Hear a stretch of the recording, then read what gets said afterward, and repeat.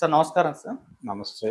Sir Pawan Kalyan గారి Janasena party 12వ ఆవిర్భావ దినోత్సవం నిన్న సెలబ్రేట్ చేశారు గ్రాండ్‌గా జయకేతనం పేరుతో కూడా. అయితే ఇక్కడ ఆయన మాటలు, ఆయన స్పీచ్ మొత్తం వింటే కూడా ఆయన జాతీయ రాజకీయాల్లోకి కూడా వెళ్ళేందుకు ఆసక్తిగా ఉన్నారేమో అని చెప్పి చాలామంది అభిప్రాయపడుతున్నారు సార్. అంటే చాలా అంశాల మీద ప్రస్తావించారాయన. దేశంలో జరుగుతున్న చాలా అంశాల మీద కూడా ఆయన మాట్లాడుతున్నారు. మరి నిజంగా వెళ్ళే అవకాశం ఏమన్నా ఉందంటారా సార్? మీరు ఏ విధంగా చూస్తారు? అంటే ఆయన ఎన్డీఏ భాగస్వామ్య పక్షంగా ఉన్నాడు జనసేన నుంచి. కాబట్టి ఆల్రెడీ జాతీయ రాజకీయాల్లో ఉన్నాడాయన. ఇంతకుముందు కూడా ఆయన ప్రచారాలకు వెళ్ళాడు చాలా ప్రాంతాల్లో. వెళ్ళి అక్కడ తెలుగువారికి మాత్రమే ఆయన రిప్రజెంటేటివ్గా వెళ్ళలేదు. ఆ పార్టీకి సంబంధించి, ఆ ఐడియాలజీకి సంబంధించినటువంటి రిప్రజెంటేటివ్గా కూడా వెళ్ళాడు ఆయన. నిన్న ఆయన మాటల్లో అదంతా దొర్లినటువంటి విషయాలన్నీ కూడా ఎన్డీఏ స్పిరిట్కి భిన్నమైనటువంటి మాట ఒక్కటి కూడా ఆయన నోట్లోంచి రాలేదు. పైగా చాలా విపరీతమైనటువంటి ప్రేమతో, ఆదరణతో మాట్లాడాడు ఆయన. మాట్లాడే క్రమంలో ఆయన ప్రధానంగా ఒక మాట వాడాడు. Right to left, left to right, ఇలా మాట్లాడుతూ ఉంటారు చాలామంది నా గురించి అని కూడా మాట్లాడాడు. మాట్లాడుతూ నేను మంచి ఎక్కడున్నా తీసుకుంటాను అంటే ఆయన వదిలేసిందంతా చెత్త అనుకోవాలా అనేది ఒక సందేహం. ఇలా ఆయన తన ప్రయాణం కొనసాగినటువంటి తీరు చెగువేరా నుంచి నరేంద్ర మోడీ వరకు ఈ ట్రావెల్ గురించి చాలా విషయాలు స్పష్టంగా చెప్పే ప్రయత్నం అయితే చేశాడు. దాన్ని మనం ఆదరిద్దాం, తప్పేం లేదు. వారి అభిప్రాయం వారిది. ఆయన హిందీ గురించి మాట్లాడినటువంటి సందర్భము ఇవన్నీ, అలాగే ఇతర దేశాల్లో ఉన్నటువంటి హిందువులు, పర్టికులర్గా భారతదేశం నుంచి విభజనకి గురైనటువంటి పాకిస్తాన్, బంగ్లాదేశ్లో ఉన్నటువంటి హిందువుల స్థితిగతులు, నేపాల్లో స్థితిగతులు, వీటన్నిటినీ కూడా ప్రస్తావించే ప్రయత్నం చేశాడు ఆయన. ఈ ప్రయత్నం జరిగితే ఆయన స్థాయి జాతీయ రాజకీయాలను మించి అంతర్జాతీయ రాజకీయాల దాకా విస్తరించినట్టుగా మనకి కనిపిస్తుంది. ఆయన చెగువేరా గురించి మాట్లాడటం దగ్గరే అంతర్జాతీయ స్థాయి ఆయన. సో ఇప్పుడు ఈ విషయాలు మాట్లాడటంలో కూడా సనాతన ధర్మాన్ని అంతర్జాతీయ స్థాయికి తీసుకెళ్ళి మాట్లాడుతున్నాడు అనుకోవాలి. ఇలా అనుకుంటే పవన్ కళ్యాణ్ని ప్రపంచ స్థాయి, ఆయన జాతీయ రాజకీయాల్లోకి వెళ్ళిపోతున్నాడు, ప్రాంతీయ రాజకీయాలను వదిలేసి. ఆయన ఆల్రెడీ ఒక ప్రాంతీయ పార్టీ నాయకుడు. ఒక ప్రాంతీయ పార్టీ నాయకుడు జాతీయ రాజకీయాలు మాట్లాడవచ్చు, అంతర్జాతీయ రాజకీయాలు మాట్లాడవచ్చు. మాట్లాడటం తప్పేం కాదు, కానీ ఆయన పర్సెప్షన్ లోకలైజ్ అయి ఉండాలి.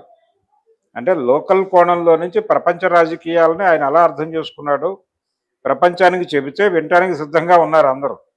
కానీ అది మాట్లాడట్లేదు ఆయన. అది మాట్లాడకుండా ఇంకేదో మాట్లాడే ప్రయత్నం చేస్తున్నాడు. ఇంకొకరి ప్రయోజనం కోసం ఇంకొకరు తయారు చేసుకున్నటువంటి సిద్ధాంతాలని ఈయన తన నోట్లో పెట్టుకుని అక్కడ ప్రపంచం మీదకి రుద్దే ప్రయత్నం చేశాడు ఆ వేదిక మీద నుంచి. అందులో భాగంగానే ఈ బంగ్లాదేశ్లో జరుగుతున్నటువంటి విషయాలు ఇవన్నీ, పాకిస్తాన్ గురించి ఇవన్నీ అందుకని మాట్లాడాడు. అంతకు మించి వేరే ప్రయోజనం లేదు. ఆయన తనంతట తాను రాజకీయాల్లో, అంటే రాజకీయాల్లో ఉన్నాడు, జాతీయ రాజకీయాల్లోకి వారు పిలిస్తే వెళ్తాడు. వారు మూసేయమంటే పార్టీని మూసేస్తాడు కూడా జనసేనని. సో ఆయన ఇన్ టోటల్గా వాళ్ళ గ్రిప్లో ఉన్నాడు, వాళ్ళ చేతిలో ఒక పనిముట్టుగా ఉన్నాడు ఆయన. భారతీయ జనతా పార్టీ చేతుల్లో పనిముట్టే పవన్ కళ్యాణ్, అంతకు మించి ఏమీ కాదు. ఈ విషయం చాలా సందర్భాల్లో ప్రూవ్ అయింది. చంద్రబాబు నాయుడు ప్రతిపక్షంగా ఉన్న రోజుల్లో ఆయన తన ప్రేమలేఖలన్నీ వారి ద్వారానే బట్వాడా చేసేవాడు. అంటే తను ఒక బీజేపీకి ప్రేమలేఖ రాసి ఆ ప్రేమలేఖని పవన్ కళ్యాణ్కి ఇచ్చేవాడు. పవన్ కళ్యాణ్ దాన్ని పంపేవాడా, తీసుకెళ్ళి ఎక్కడైనా పారేసేవాడా అనేది వేరే గొడవ. ఆ స్థాయి నమ్మకం ఇప్పటికీ పవన్ కళ్యాణ్ ఏం మాట్లాడినా చంద్రబాబు ఎందుకు కాదనటం లేదు, కాంట్రడక్ట్ చేయటం లేదు, బాధపడటం లేదు అంటే ఆయన మీద ఈయనకున్నటువంటి రెస్పెక్ట్, ఆ రెస్పెక్ట్ వెనకాల ఉన్నటువంటి భారతీయ జనతా పార్టీ, ఆ పార్టీతో ఈయనకున్నటువంటి సంబంధాలు, ఆ పార్టీకి ఈయన మీద ఉన్నటువంటి అభిప్రాయాలు, వీటన్నిటినీ పరిగణనలో తీసుకునే చంద్రబాబు కానీ లోకేష్ కానీ చాలా కంట్రోల్లో వ్యవహరిస్తున్నారు. పవన్ కళ్యాణ్ వ్యవహారానికి సంబంధించి ఆయన విషయాలకు అంటే ఆయన మాట్లాడిన మాటల మీద స్పందించడానికి కూడా వీళ్ళు ఇబ్బంది పడేటువంటి పరిస్థితి. నిన్న 40 ఏళ్ల చరిత్ర ఉన్నటువంటి పార్టీని నేను ఒక ఆపదలో ఇరుక్కుంటే బయటకు లాక్కొచ్చాను అన్న టోన్లో ఆయన ఒక కామెంట్ చేశాడు. అవును. క్యాడర్ ఆవేదన పడుతున్నారు, ఎక్కడ సోషల్ మీడియాలో అక్కడక్కడ నక్కి నక్కి బాధపడుతున్నారు, కానీ ప్రధాన స్రవంతి నాయకులు ఎవరు కూడా దాని మీద స్పందించలేదు. పైగా దాన్ని అలా ఆ కోణంలో చూడటం సబబు కాదు అన్న టోన్లో కూడా చెప్తున్నారు. అందుకని పవన్ కళ్యాణ్ జాతీయ రాజకీయాల్లోకి వెళ్తాడా వెళ్ళడా అనేది, వెళ్తాడు అనే స్పెక్యులేషన్ బాగా ఊపందుకుంటోంది. ఈ ఊపందుకోవడం వెనకాల ఎవరున్నారు అని కూడా చూడాల్సి ఉంటుంది.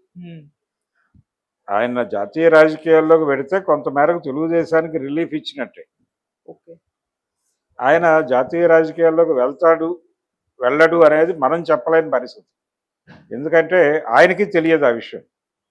ఆయన్ని ఏం మాట్లాడమంటే అది మాట్లాడుతున్నాడు, ఎక్కడికి రమ్మంటే అక్కడికి వెడతాడు. ఆయన నడిపించే శక్తులు అక్కడ ఉన్నాయి ఢిల్లీలో. ఆ శక్తులు ఏం ఆదేశిస్తాయో అవి ఆయన పాటిస్తాడు. కాబట్టి వారి ఆదేశాల మేరకే ఈయన వెళ్ళటం ఉంటుంది తప్ప, నిన్న ఆయన మాట్లాడిన ధోరణి చూసి ఈయన జాతీయ రాజకీయాల్లోకి వెళ్ళిపోతున్నాడు లాంటి ఒక కంక్లూజన్కి రావటం అనేది ఖచ్చితంగా తప్పే. ఆయనేమి జాతీయ రాజకీయాల్లోకి వెళ్ళటం లేదు, ఇక్కడే ఉంటాడు, ఇక్కడే ఉండి జాతీయ రాజకీయాలు మాట్లాడతాడు, ఇక్కడే ఉండి జాతీయ స్థాయిలో ఆ పార్టీ ఐడియాలజీని ప్రమోట్ చేస్తాడు, జనంలోకి వెళ్ళి మాట్లాడతాడు. ఆయన టార్గెట్ చాలా స్పష్టం.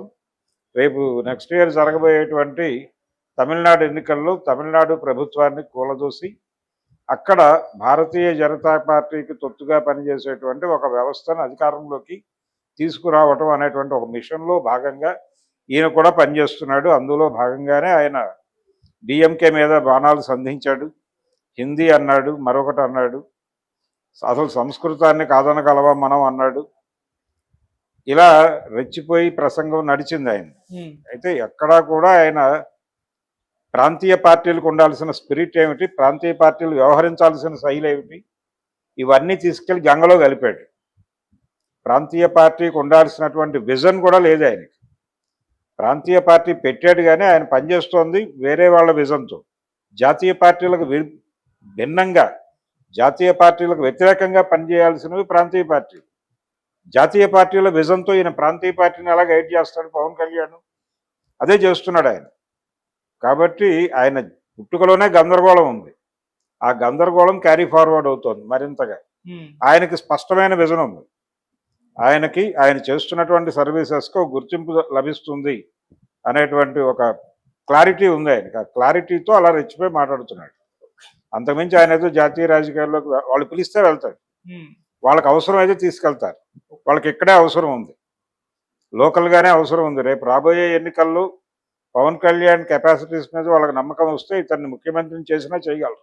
జగన్ని అధాపాతాళంలోకి తొక్కగలరు. ఇతని రైజ్ని బట్టి ఆధారపడదు. లేకపోతే జగన్ అలా మెయింటైన్ చేయాల్సి ఉంటుంది చాలా కాలం పాటు. జగన్ ఎందుకు మెయింటైన్ చేస్తున్నారంటే చంద్రబాబుకి కౌంటర్ చెక్ ఉండాలి కాబట్టి.